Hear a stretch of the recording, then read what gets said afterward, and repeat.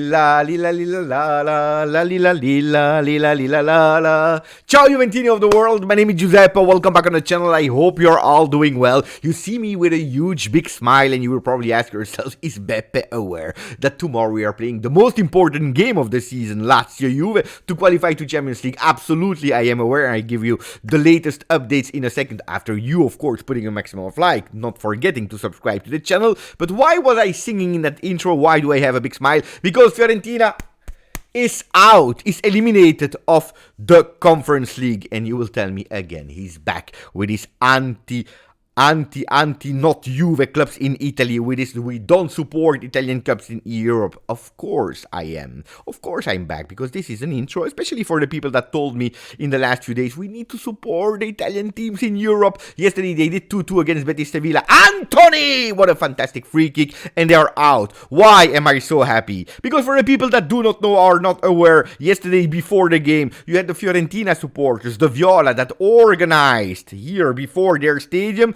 a chant all together, hugging each other with Juve M, Juve M. I will not say the word because I don't want to insult my club. But that's what they did. Fiorentina, Betis Sevilla, Juventus has absolutely nothing to do with that game.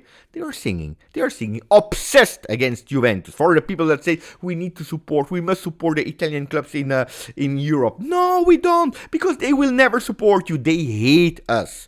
Can you understand it? Can you put it in your mind? They hate us. Why were they singing yesterday? Because actually they were banned to do a choreography in their stadium before what was for them a vital game. That's what they are saying in their official communication. It's an official game. It's a huge big game. It's a crucial game. And we are forbidden to go with a mega choreography that could potentially help our team.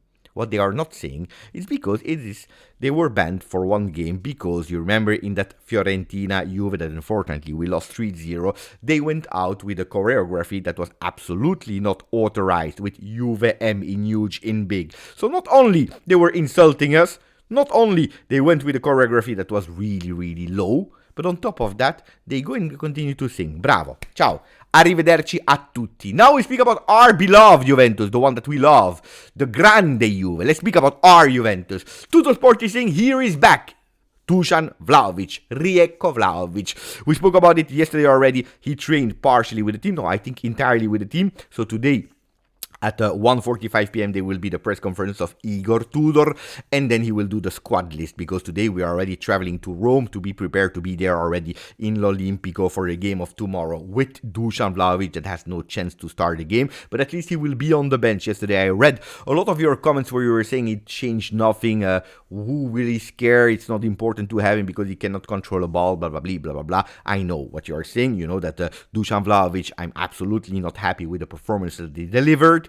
It's not the player that I'm counting on to change the game, but you never know. Having Dusan Vlahovic on the bench is much better to not have Dusan Vlahovic on the bench. That is something that I can tell you. How long will he be on the bench at Juventus?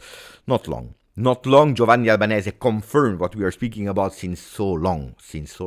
I believe I started to tell you, to warn you already when we were busy with Federico Chiesa out of the team, that Juventus asked him to look for a team. At the end, he found one, Liverpool, where he never played. But anyway, he went away. And I told you the next in line is Dusan Vlahovic. It's Dusan Vlahovic. He's not extending his contract, splitting his salary, actually lowering a lot his salary, going with multiple years. It's over. If they don't find an agreement really soon, from the moment that the season starts, forget about it, because we will go towards that Chiesa 2.0, that Dybala 2.0, and we are here. Giovanni Albanese today wrote on Twitter that at the end of the season they will sit at the table, Dusan and Juve, and Juventus will tell him really clearly, or you divide your salary over multiple years, or find a team. It's over. It's over between Dusan Vlahovic and Juventus Football Club. I can tell you even more, that it's not even anymore a question or a matter of money, salary only. It's not only that. Juventus, they made a decision. It's over with Dusan Vlahovic, and they will look further. They will look for another striker, and that's why we see so many names linked to Juve. Osimhen will probably be on the thumbnail of today. For what reason? Because he's on the thumbnail on the front page of Corriere dello Sport. Juve 85 su Osi. I can tell you that from all the strikers that were linked to Juve, the real number 9, so I'm not speaking about number 10s or offensive wingers, the real number 9s, Osimhen is the most convincing one. He's one that makes me dream. What a player. He's a beast. He's strong. He's physically strong, able to score acrobatically, able to score with continuity, able to score, and that's already good for a number 9. That's what we are asking. A player that goes, is a machine. I love how he's playing. Now, there is the other side of the medal that the Saudi Arabia clubs are on Osimhen, and they have absolutely no problem to go to Fiorentina, to go to Napoli, put the money on the table and say, okay, that's the close, whatever, what is the close? 75, 80 million, here is the money. We take the player with us, we give him a lot of salary, and he goes in our league. On the other side is the player that is deciding. That's what Corriere dello Sport is telling us, because Osimhen would love to come back in il calcio che conta, in the major leagues. He would love to come back in Serie A, where he did extremely well with Napoli, and Juve is a destination that he would love going back to Giuntoli. Will Giuntoli be there next season or not? That's a question mark that we already spoke about in the last few days. Probably not, we don't know. But going to Juve, for people that played in Serie A, they know what it means. They perfectly know what it means. 85 million euro, it's way too much. Honestly, it's way too much. I don't even know where that money will come from. Of course, it's linked to an obligation to qualify to the next Champions League 25-26. Otherwise, we don't even speak about it. But the fact that Osimhen is coming back again and again and again, and he's on the front page, and he's there, and it's Gazzetta dello Sport, it's Tutto Sport, it's Corriere dello Sport, so you see the multiple sources that all go towards one direction, is actually giving me a bit of hope. Yesterday I said it's not possible to hear De Bruyne to Napoli and Mandragora linked to Juve. There is a problem, there is a shift, there is something, I don't know, I woke up in another dimension, something, it's impossible. I remember Cristiano Ronaldo to Juve, no? I remember Di Maria to Juve. Then, if it was good or it was bad, it's another discussion. But I don't remember a dimension where we had De Bruyne to Napoli and Mandragora to Juve. So I asked for big names. Where are the big names?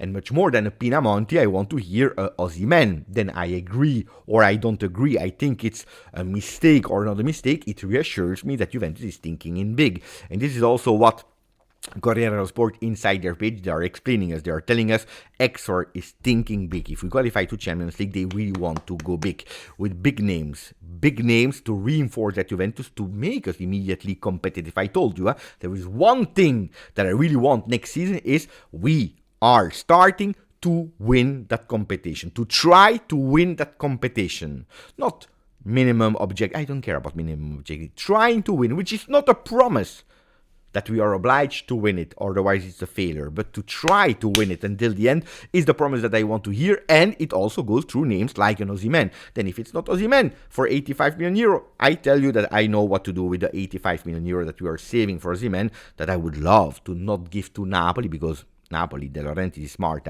You say, hey, he will never give it to Juve. For 85 million euro, he bring him himself to Juve, because with that money, he's reinforcing that team. Reinforcing the team, by consequent, cascade effect, he's keeping Antonio Conte, that a lot of Juventini are dreaming to have back in our team. Now, I told you, Champions League is the most important thing, and we play tomorrow. 6 p.m. Italian time against Lazio, a Juve in full emergency. We were hoping to have at least 3 players back, Koopmeiners, Gatti, and Dusan Vlahovic, and it's a 3 different situation. If Dusan Vlahovic, I already told you, will be there on the bench, Koopmeiners, absolutely not. Federico Gatti is running against time, probably this morning, the last test, and we will discover if yes or no he will be part of the journey in l'Olimpico later this afternoon when we'll see the squad list. Today, my feeling is, I don't think so. So what are we counting on? Thuram.